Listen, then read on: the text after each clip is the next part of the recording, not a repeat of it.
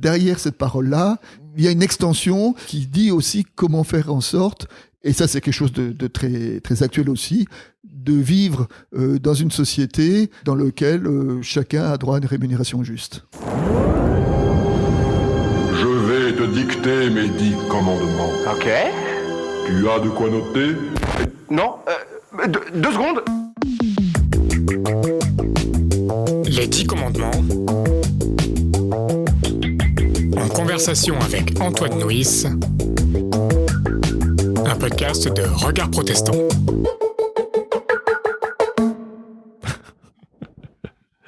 Bon, allez. On est parti On y va. Tu ne commettras pas de vol, là. Exactement. Bonjour à toutes et à tous. Bienvenue sur Les 10 commandements, un podcast en conversation avec le théologien Antoine Nuis. Bonjour Antoine. Bonjour Jérémy. Donc, aujourd'hui, on explore ce 8e commandement. Tu ne commettras pas de vol. Alors, ce commandement semble être comme une évidence pour la plupart d'entre nous. Pourtant, quand on gratte un petit peu plus à la surface, on se rend compte que c'est un commandement formidable pour notamment assurer, quand on le remet dans son contexte aussi, pour assurer un modèle de société plus apaisé, économiquement florissant et reposant plus sur la confiance. Absolument. Alors c'est vrai qu'au départ on dit qu'est-ce que ça veut dire pas commettre de vol? Bon, pas voler dans les magasins, là ça c'est basique. En gros, tout le monde est d'accord. Et puis après, pas voler le fisc, pas voler les compagnies d'assurance, pas voler. Ah oui, d'accord, c'est un peu plus compliqué. Et puis après, qu'est-ce qu'on fait de son argent? Quelle est notre relation avec les autres? Dans les affaires, Et on s'aperçoit que la question se complexifie pas mal. Encore dans la pensée rabbinique, il y a un sage qui disait quand tu arriveras au ciel, la première question que Dieu te posera, c'est est-ce que tu as été juste dans tes affaires? Et après, il posera les autres. Mais la première, comme si c'était ça le plus important pour qu'une société soit harmonieuse, c'est qu'il y ait effectivement que les affaires soient assez transparentes. Hein. Mmh. Et d'ailleurs, tu parlais tout à l'heure dans l'introduction de prospérité d'un pays, et c'est vrai qu'on reconnaît, on connaît l'ONG qui s'appelle Transparence Internationale en français, hein, et tous les ans, elle fait un indice de la corruption, c'est-à-dire qu'elle fait un classement des pays, depuis ceux où il y a le plus de corruption, à ceux qui sont les plus vertueux, entre guillemets, au regard de la corruption. Et ce qui est très étonnant, c'est de regarder que cet indice suit quasiment scrupuleusement l'indice de la prospérité. C'est que les pays non corrompus sont les pays les plus prospères et les pays les plus corrompus sont les pays les moins riches. Il y a un lien de cause à effet clair. Il y a un lien de cause à effet très clair. Et un jour, je discutais avec un homme qui avait été patron d'une entreprise, je ne vais pas citer, qui était entreprise Peugeot, et était donc le responsable de Peugeot dans un pays étranger et qui était un pays où il y avait de la corruption. Et il m'a dit qu'à un moment, on lui avait demandé de livrer 50 ambulances à une société et qu'il avait livré les 50 ambulances et il n'avait pas été payé. Alors il insistait et le client refusait de le payer. Donc il a porté l'affaire devant les tribunaux. Et devant les tribunaux, il avait perdu. Ah ouais? Il avait perdu parce que simplement l'autre avait payé le juge. Et il dit, moyennant quoi, on s'est retiré de ce pays, parce qu'on peut pas faire d'affaires si jamais il n'y a pas un minimum de confiance que quand on nous fait une commande, qu'on sera rémunéré. Et il dit, et Peugeot s'est retiré de ce pays à cause de la corruption. Et que donc ce pays a été appauvri. Et ce qui fait l'efficacité économique, c'est quand c'est celui qui est le moins cher qui a le meilleur produit qui gagne. Mais la corruption, c'est pas celui qui a le meilleur produit qui gagne, c'est celui qui paye le plus, c'est celui qui corrompt le plus les intermédiaires. Et donc, ça vient perturber totalement le modèle économique. Et donc, derrière ce commandement, tu ne commettras pas de vol, quand on voit jusqu'où ça va, et finalement, comme tu disais dans l'introduction, c'est un commandement qui effectivement est relatif à la prospérité d'un pays. Ouais, donc déjà ça pose une bonne base. Alors pour continuer, pour encore une fois citer la pensée rabbinique, en lisant ton livre, on se rend compte que on peut pousser le bouchon dans le sens où il y a d'un côté ne pas voler, mais que tout ce que vous gardez et qui n'est pas utile et qui pourrait être utile à quelqu'un d'autre, c'est aussi du vol. Et j'ai trouvé ça hyper intéressant.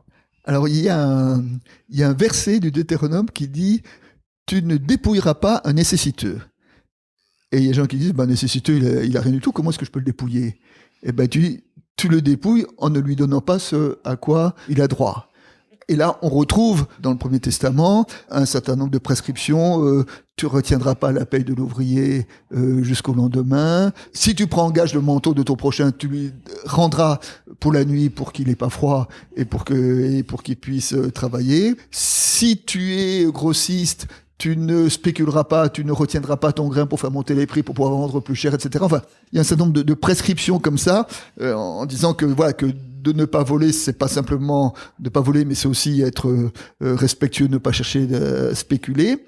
Et puis il y a cette parole. Alors cette parole que tu évoquais, qui en fait vient d'un père de l'Église. Okay. C'est le père Eusèbe de Césarée qui disait au moment de la famine de la Cappadoce, il disait: il appartient au pauvre qui a froid le manteau que tu gardes chez toi et que tu n'utilises pas. Il appartient à celui qui a faim le grain qui est dans ton frigidaire et que tu ne vends pas. Et c'est-à-dire que derrière cette idée, il y a aussi le fait que les besoins matériels de ton prochain sont pour toi un besoin spirituel, une nécessité, une question spirituelle, et que en humanité, je suis aussi responsable d'être dans une société qui puisse accorder à chacun le droit de vivre dignement, ou la possibilité de vivre dignement. Et d'ailleurs, la parole « tu ne commettras pas de vol », étymologiquement, le verbe commettre de vol, c'est le verbe kidnapper. Ah oui. On pourrait traduire « tu ne kidnapperas pas ». Et alors, par extension, parce que voler quelqu'un, c'est kidnapper quelque chose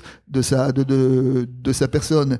Mais au-delà de ça, kidnapper une personne, c'est ne pas lui donner les moyens de vivre dignement. Et donc, derrière cette parole-là, il y a une extension qui dit aussi comment faire en sorte, et ça c'est quelque chose de très, très actuel aussi, de vivre dans une société dans laquelle chacun a droit à une rémunération juste.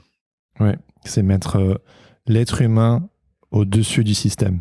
Absolument. Et faire en sorte de ne pas exploiter...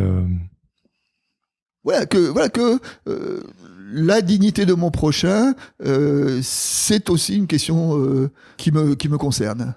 Si je ne me trompe pas, dans la tradition juive ou dans les textes bibliques, il y avait deux bonnes illustrations avec la libération des esclaves et au niveau des terres, comment ça s'appelle encore exactement ? Alors, la redistribution des terres. Alors ça, c'est les lois du jubilé. Les lois du jubilé, c'est de dire que, d'abord, tous les 7 ans, il y avait les années sabbatiques. Alors, les années sabbatiques, elles étaient marquées par la jachère de la terre, donc le sabbat de la terre, donc le repos de la terre. La terre tranquille. La terre aussi a droit à son repos.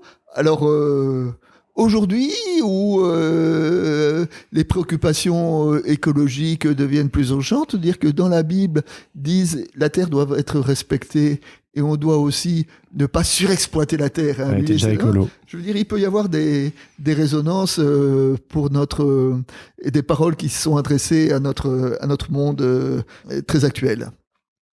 Donc le repos de la terre, et puis tous les 7 ans aussi, il y avait la libération des esclaves. Alors normalement, un juif, alors des esclaves juifs en l'occurrence, un juif pouvait être réduit à l'esclavage, soit quand il pouvait pas rembourser ses dettes et que donc il se vendait lui-même pour pouvoir rembourser ses dettes, soit parce que quand il n'avait pas les moyens de subvenir à sa famille, il pouvait se mettre au service et se vendre à un propriétaire qui, de ce fait-là, avait comme obligation de nourrir sa famille. Enfin, ça fait écho au vol de la personne, au vol de la dignité. Exactement.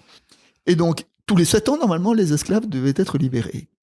Et alors, il y a un petit verset qui est intéressant, c'est que on nous dit, si jamais un esclave dit, mais moi je veux rester au service de mon maître, je veux pas être libéré, alors la Torah dit, à ce moment-là, on lui poinçonnera l'oreille, donc il aura un poisson dans l'oreille, et puis il restera esclave jusqu'au jubilé suivant. Et là, il sera obligé d'être libéré, c'est ça ? Là, il sera obligé. Alors, on viendra au jubilé, mais d'abord, un tout petit détail qui est très intéressant sur le poinçon dans l'oreille. Et moi, la première fois que j'ai lu ce récit-là, je me suis dit, le poisson, c'est une marque de propriété à son maître. Et j'avais lu un commentaire rabbinique qui dit non, c'est pas ça. Le poinçon, c'est fait pour punir l'oreille, parce que c'est l'oreille qui a entendu la parole qui dit « Je t'ai libéré de la maison de servitude et qui refuse la libération qui lui est offerte. Donc, en refusant la liberté, quelque part, on commet un péché. Enfin, c'est... Toujours la liberté, ouais, c'est drôle. Toujours la liberté, et dans les conversations précédentes, on a pas mal parlé sur la liberté qui était parfois une exigence, qui était parfois difficile, et que parfois l'humain préfère le confort et la sécurité de la servitude aux exigences de la liberté. Et ben c'est symbolisé par cette histoire du poinçon.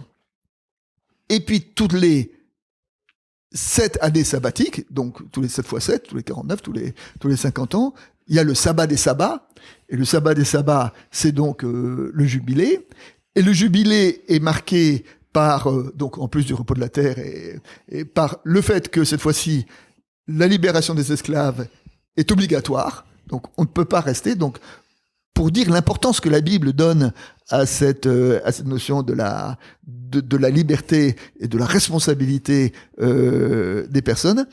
Et puis, il y a cette loi qui est totalement étonnante de la redistribution des terres.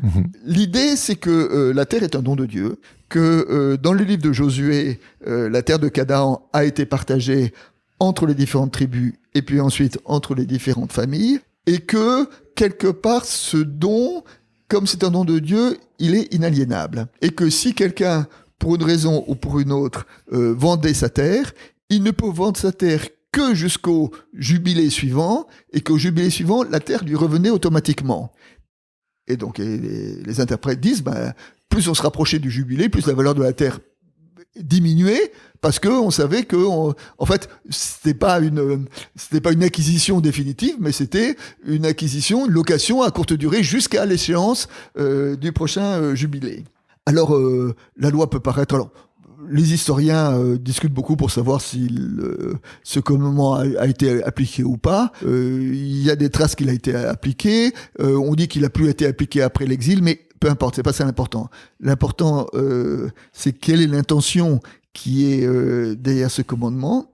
Et là, je trouve que c'est quelque chose de totalement fascinant. C'est de dire que à la fois la Bible est pour la propriété privée, elle est pour la propriété privée, la terre appartient.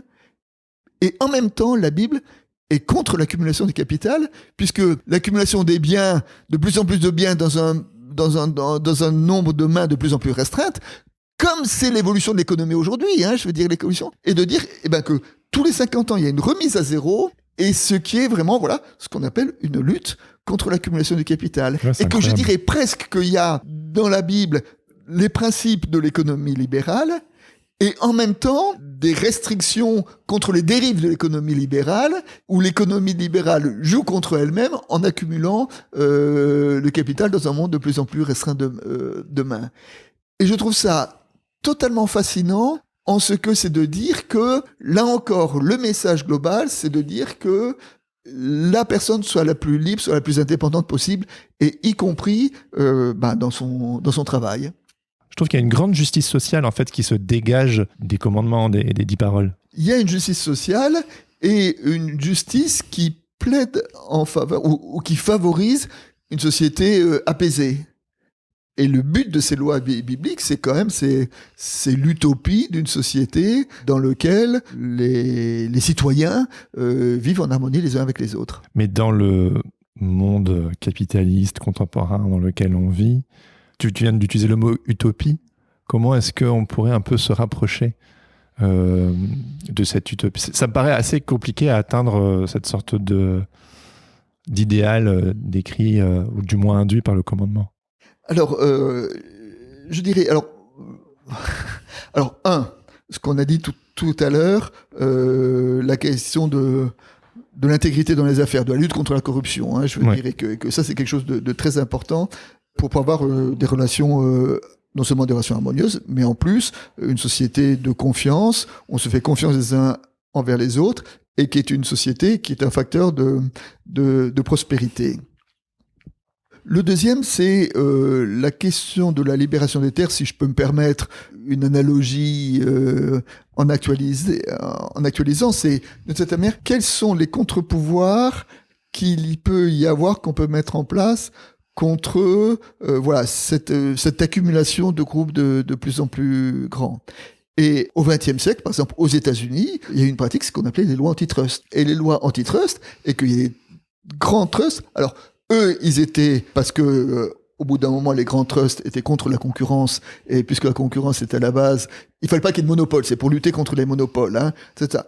Mais il y a des grands groupes qui ont été démantelés parce qu'ils étaient trop importants, parce qu'ils avaient trop... Et donc, il y avait le politique qui, de ce point de vue-là, pouvait avoir une autorité sur l'économie et essayer de réguler l'économie.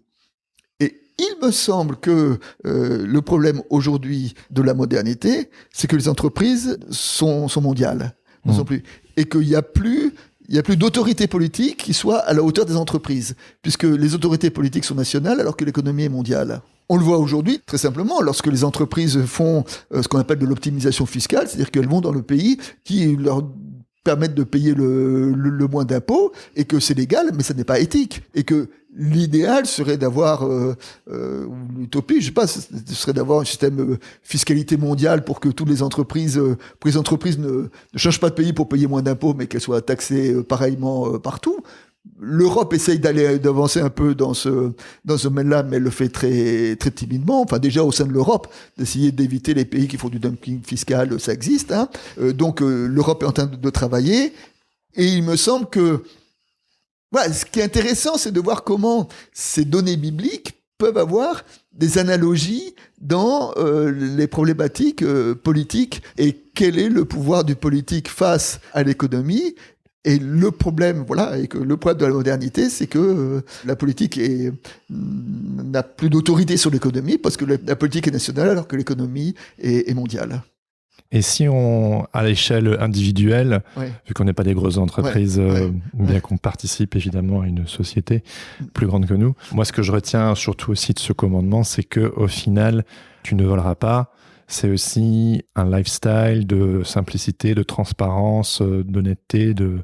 C'est un peu des mots valises, mais c'est vrai qu'appliqué à l'échelle de notre vie de tous les jours, on n'a pas la force de frappe des grosses entreprises, mais de vivre une vie en transparence, ça change beaucoup.